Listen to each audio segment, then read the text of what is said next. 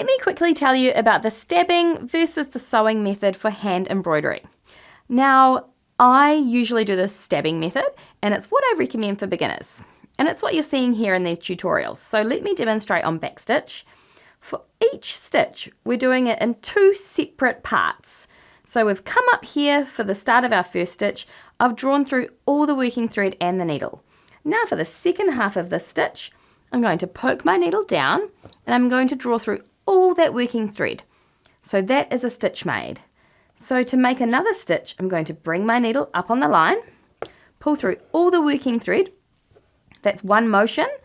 And then in the second motion, I'm going to poke my needle down, draw through all the slack, and form my stitch. So there's 2 distinct motions for each part of the stitch.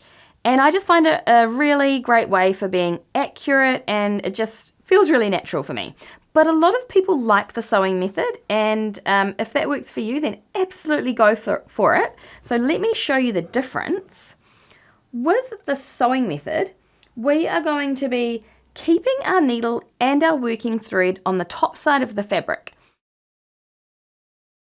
And we're going to finish this stitch and start the next all in one motion. So let me show you.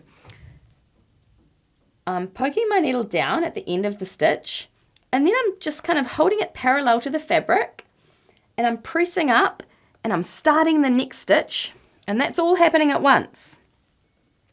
Just smooth out my thread there. So let me show you that again. You can think of it as if you're sort of scooping the fabric with each stitch. So I've gone down to finish that stitch. And now I'm coming up to start the next.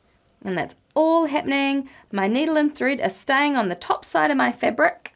Yeah, and some people find that a lot quicker. So just to reiterate, I like the stabbing method. That's what I teach, and that's what you'll see in my tutorials, but absolutely feel free to try the sewing if you think that works better for you.